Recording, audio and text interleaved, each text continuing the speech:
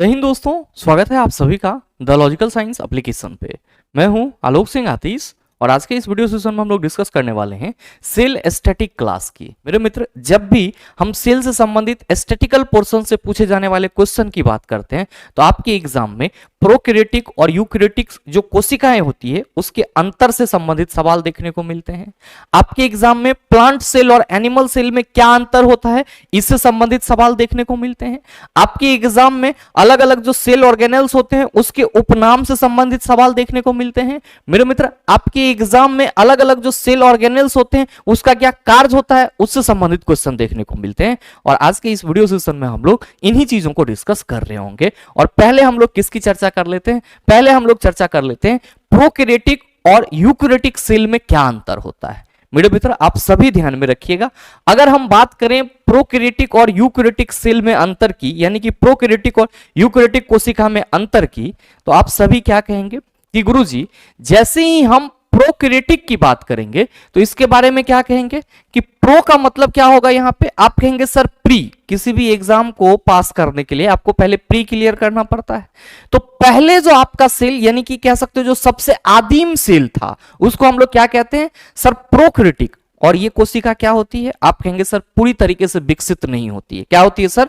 पूरी तरीके से डेवलप नहीं होती है। जबकि अगर हम लोग यूकैरियोटिक की बात करेंगे तो आप कहेंगे सर ये पूरी तरीके से विकसित कोशिका होती है।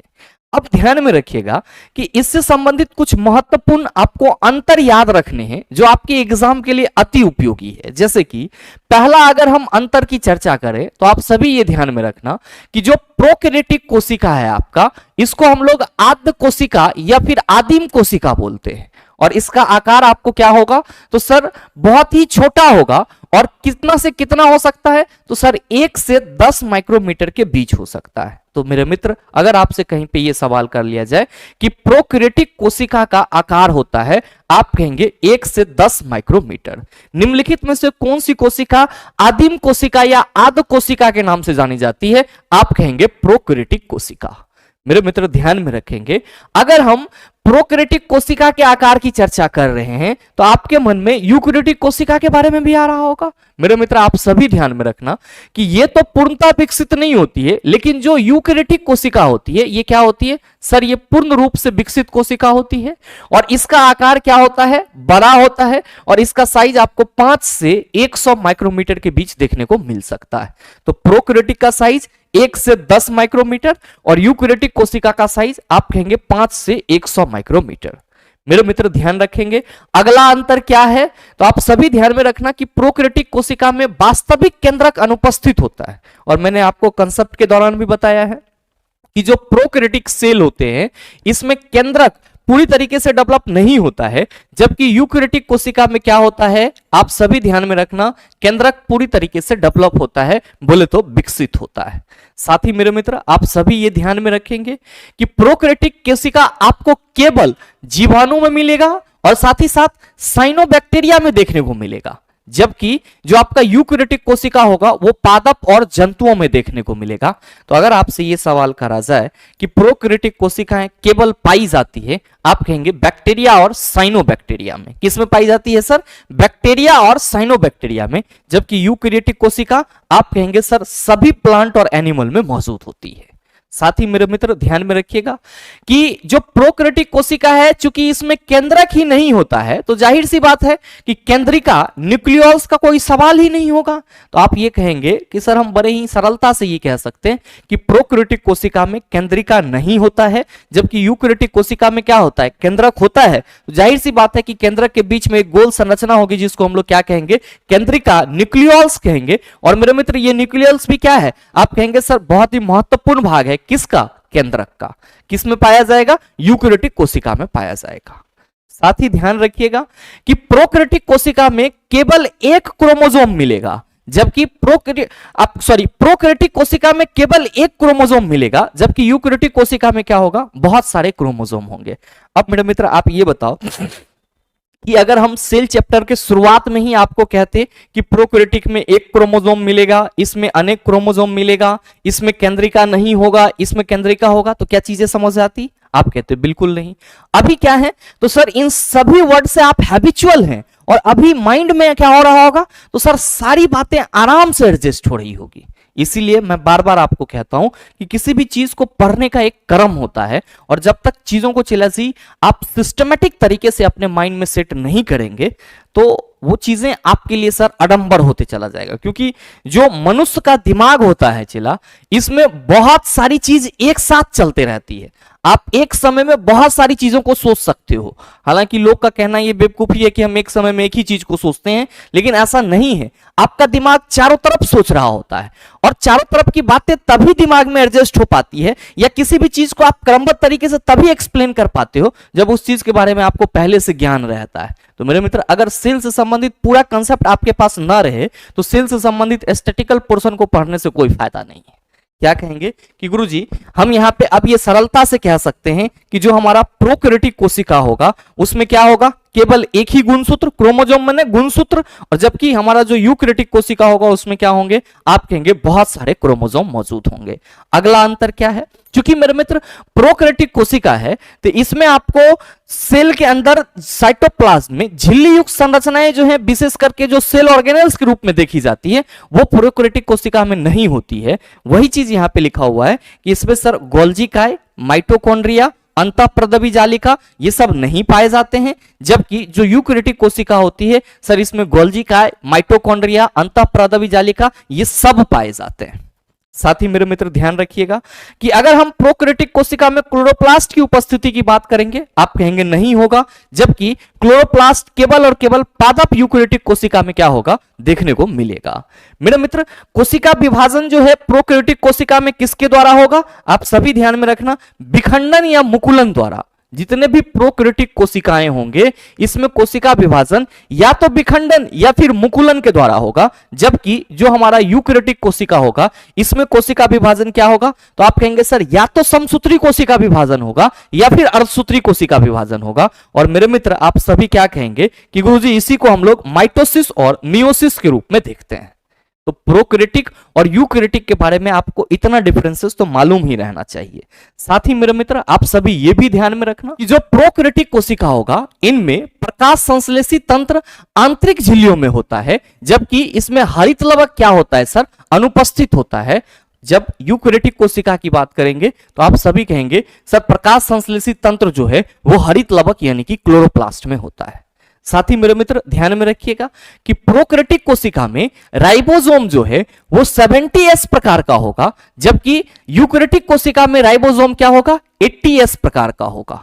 आप सभी के मन में आ रहा होगा कि गुरुजी चलो ये तो हम समझ रहे हैं कि राइबोसोम प्रोटीन का संश्लेषण करता है, लेकिन ये 70S और 80S में ये S का क्या मतलब है। तो मेरे मित्र आप सभी ध्यान में रखेंगे कि ये जो S है इसका मतलब होता है, S का मतलब होता है संवेद वर्ग यूनिट। क्या है सर मतलब, संवेद वर्ग यूनिट।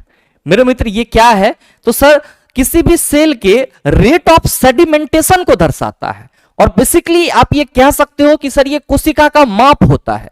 लेकिन आप सबों को एक बहुत ही महत्वपूर्ण चीज ध्यान में रखना होगा। अगर आपसे कभी यह सवाल करा जाए कि 70S में S का मतलब, आप कहेंगे संवेद वर्ग यूनिट। ध्यान में रखिएगा कि जो 70S है, जो आपका 70S राइबोसोम है, इसके दो यूनिट होते हैं। एक होता है सर लार्जर यूनिट, एक होता है क्या सर, लार्जर यूनिट, और दूसरा क्या होता है, स्मॉलर यूनिट। एक लार्जर यूनिट और दूसरा क्या होता है, स्मॉलर यूनिट। और जो लार्जर यूनिट होता है चिला वो क्या होता है 50S, और जो स्मॉलर यूनिट होता है वो क्या होता है चिला 30S। तो ये चीज ध्यान में रखेंगे कि जो हम ये कह रहे हैं कि प्रोकैरियोटिक कोशिका में राइबोसोम 70S और यूकैरियोटिक कोशिका में राइबोसोम 80S का होता है या 80S प्रकार का होता है। तो जो S है वो क्या है, संवेद वर्ग यूनिट है। ये क्या होता है सर, रेट ऑफ सेडिमेंटेशन। अब 70S में दो सब यूनिट होंगे, इसको हम लोग क्या कहते हैं चिला, सब यूनिट कहते हैं, और सब यूनिट को लार्जर यूनिट और स्मॉलर यूनिट के रूप में हम लोग देख रहे हैं। तो 70S वाला जो राइबोसोम होगा इसमें जो लार्जर यूनिट होगा वो 50S होगा, और जो स्मॉलर यूनिट होगा वो क्या होगा 30S होगा। इसी तरीके से अगर हम बात करेंगे किसकी, अगर हम बात करेंगे सर 80S वाले राइबोसोम के सब यूनिट की, किसकी सर 80S वाले राइबोसोम के सब यूनिट की, तो आप सभी ध्यान में रखना कि इसमें जो लार्जर यूनिट होगा, इसमें जो लार्जर यूनिट होगा वो किस टाइप का होगा, आप सभी याद रखना 60s प्रकार का होगा, और जो स्मॉलर यूनिट होगा वो किस प्रकार का होगा, तो आप सभी ध्यान में रखेंगे, 40s प्रकार का होगा। तो आपके एग्जाम में कभी कभी ये सवाल पूछ लिया जाता है कि 80s राइबोसोम के 2 सब यूनिट होते हैं, तो वो दोनों सब यूनिट क्या हैं? आप कहेंगे 60s और 40s। अब अगर सवाल ये करा जाए कि 70s राइबोसोम के 2 सब यूनिट होते हैं, आप कहेंगे 50s और 30s।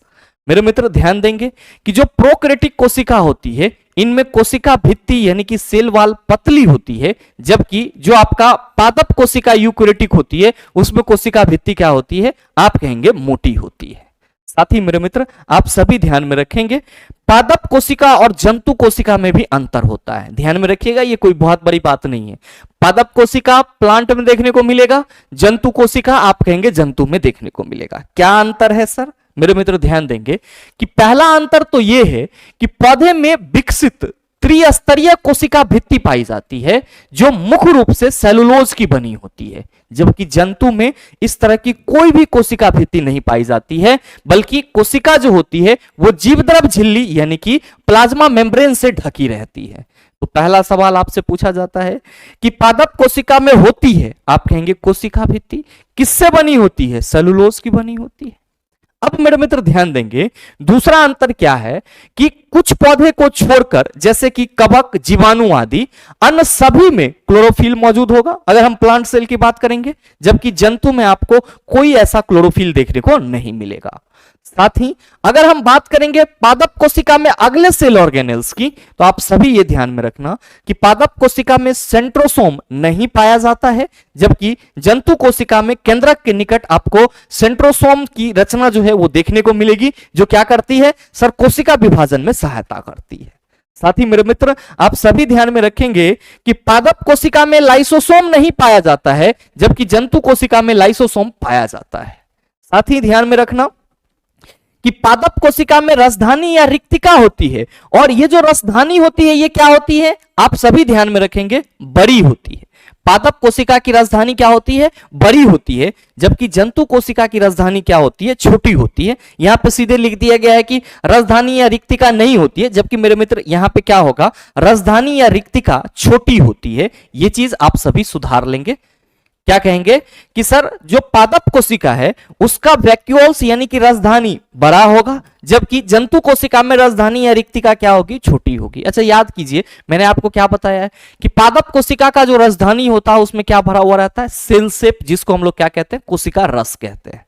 अगला मेरे मित्र आप सभी ध्यान में रखना कि पादप कोशिका में आपको तारक केंद्र यानी कि सेंट्रोस देखने को नहीं मिलता है, जबकि जंतु कोशिका में सेंट्रोसोम पाया जाता है, तो आप क्या कहेंगे? सेंट्रियोल्स देखने को मिलेगा।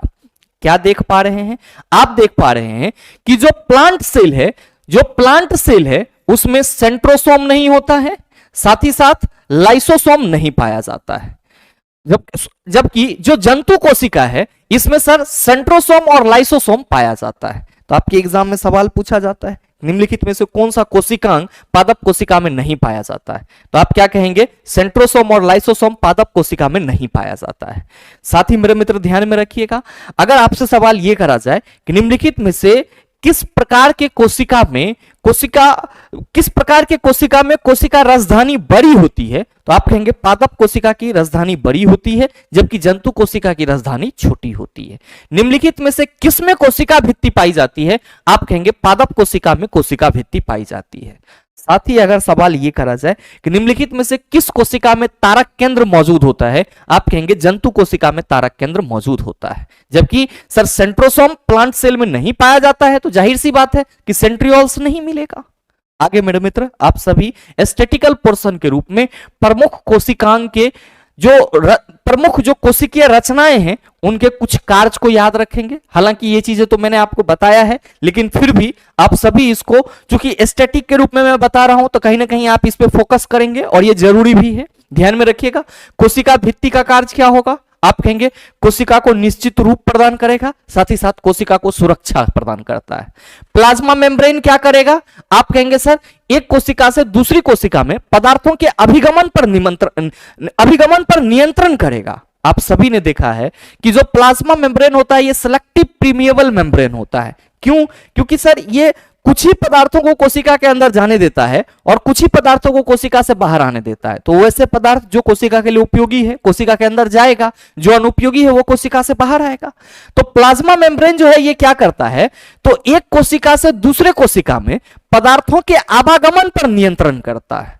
साथ ही मेरे मित्र अंतःप्रदवी जालिका, इसको इंडोप्लाज्मिक रेटिकुलम कहते हैं, ये क्या करता है, तो सर जो प्रोटीन का संश्लेषण होता है इसको ये कोशिका के विभिन्न भागों में पहुंचाता है। तो कोशिका के भीतर पदार्थों का संचरण करता है और मेरे मित्र आंतरिक कोशिकीय परिवहन में मदद करता है। तो अगर आपसे ये सवाल करा जाए कि निम्नलिखित में से कोशिका का कौन सा कोशिकांग आंतरिक परिवहन तंत्र का निर्माण करता है, आप सभी कहेंगे सर अंतःप्रदवी जालिका जो है वो कोशिका के अंदर आंतरिक परिवहन तंत्र का क्या करता है सर, निर्माण करता है।